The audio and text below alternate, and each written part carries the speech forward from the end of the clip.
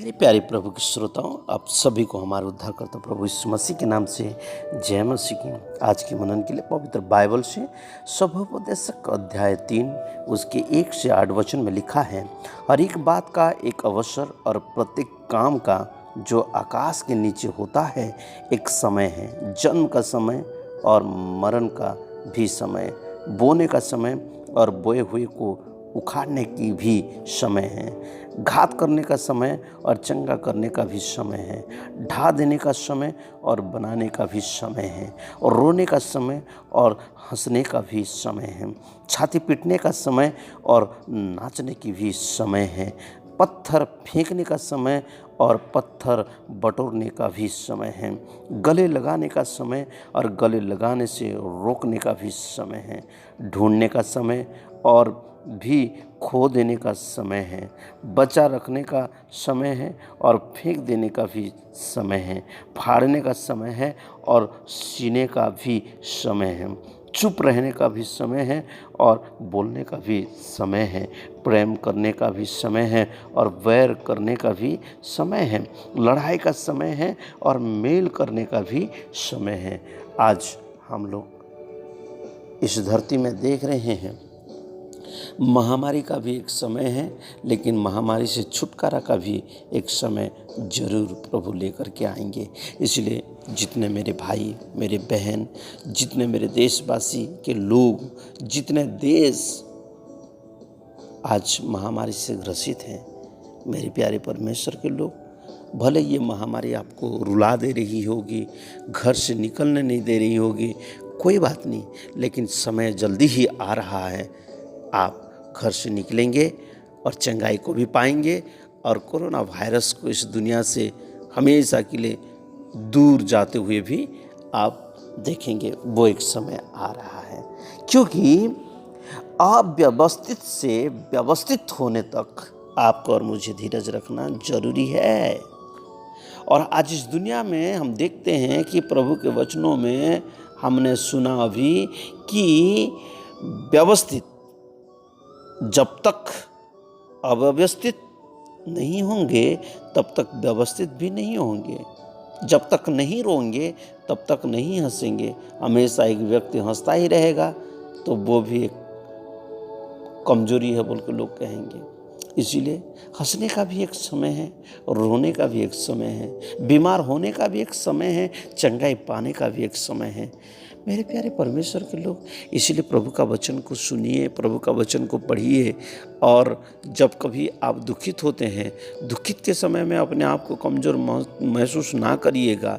दुखित के समय में ही ये सोचिएगा कि ये दुख मेरे जीवन में इसलिए आया है कि थोड़ी देर के बाद मैं सुख भी पाने जा रहा हूँ। हाँ, ये बात सोचते हुए आप दुख के समय में भी आनंद उठा सकते हैं, दुख के समय में भी आप प्रभु के साथ बने रह सकते हैं। सो डियर फ्रेंड्स, क्या आप कभी अपने ड्राइंग रूम में नहाते हैं? कभी नहीं। ड्राइंग रूम में कोई भी नहीं नहाएगा। क्यों भाई? ड्राइंग रूम में कैसे नहाएंगे? नहीं तो ड्राइंग रूम में नहाएंगे तो बाथरूम का क्या काम है? क्या कभी टॉयलेट का इस्तेमाल किचन के समान और किचन का इस्तेमाल टॉयलेट के समान किया है? कभी नहीं। टॉयलेट का इस्तेमाल टॉयलेट की जाती है, किचन का इस्तेमाल उसमें खाना पकाया जाता है। कितनी बार बेडरूम में कपड़े धोए हैं? कोई धोया है क्या? नहीं। मेरे अजीजों, और मेहमानों को ठहराने के लिए बाथरूम में क्या आप ले गए हैं? कभी नहीं। कभी जूते चप्पल को फ्रिज में रखा है? कभी नहीं। कोई भी व्यक्ति ऐसा नहीं करता और नहीं करेगा मेरे अजीजों। परंतु यदि अपने व्यवहारिक जीवन में देखें तो हम ऐसे ही करते हैं। अपने समय और कार्य को कुछ इसी प्रकार से ही करते हैं। जहाँ जिस बात का समय नहीं, जहाँ जिस बात का अवसर नहीं, वहाँ वह बात करते हैं, जिस वजह से लड़ाई शुरू होती है, जिस वजह से कलह उत्पन्न होती है। अगर आपको अभी परिवार में अशांति है तो इस अशांति परिवार के साथ ही जुड़े रहिए। एक समय आ रहा है वो शांति से परिवार सुधर जाएंगे, शांति आप लोग बना के रखेंगे, शांति आपके जीवन में मिलेगी। जीवन में परमेश्वर का प्रथम एवं अहम स्थान है। जीवन में समस्याओं की अपनी जगह है, कार्य की भी एक अपनी जगह है, दूसरे व्यक्तियों की अपनी जगह है। किसी ने कहा है क्रोध करना तो बहुत आसान है, पर सही समय सही तरीके से सही शब्दों में सही भाषा का प्रयोग करते हुए क्रोध करना सबके बस की बात नहीं है। मेरे अजीजों, हम लोग कभी कभार प्रभु को बोल देते हैं क्रोध करने वाला परमेश्वर है, लेकिन कब करता है? प्रेम करते समय में क्रोध करता है? कलवरी क्रूस के ऊपर चढ़े जाने के समय में क्रोध किया? नहीं, उस समय मारे जाने का समय था, इसलिए प्रभु ने बड़े प्यार से मारे गए। एक समय आएगा, क्रोध भड़केगा और वो क्रोध से बचना मुश्किल होगा। सो डियर फ्रेंड्स, जीवन में जो समय है उसका हमें सदुपयोग करना बहुत जरूरी है। जीवन को हमें व्यवस्थित बनाकर चलना जरूरी है मेरे आजीजों। हाँ, अव्यवस्थित से व्यवस्थित होने तक हमको अपना जीवन को व्यतीत करना बहुत जरूरी है। सुबह का प्रारंभ प्रार्थना के साथ होना चाहिए। हाँ, सुबह का समय किसके साथ होना चाहिए? प्रार्थना के साथ प्रारंभ होना चाहिए। परमेश्वर का स्थान प्रमुख है। अगर प्रभु के स्थान में आप किसी और को देंगे तो गड़बड़ होगा ही भाई। इसलिए आप अपने आप को प्रभु के हाथों में समर्पित करते हुए सुबह का प्रारंभ प्रार्थना के साथ करें। प्रभु को प्रमुख स्थान दें। जिनसे हमें जूझना है, परंतु हर एक का अपना स्थान है।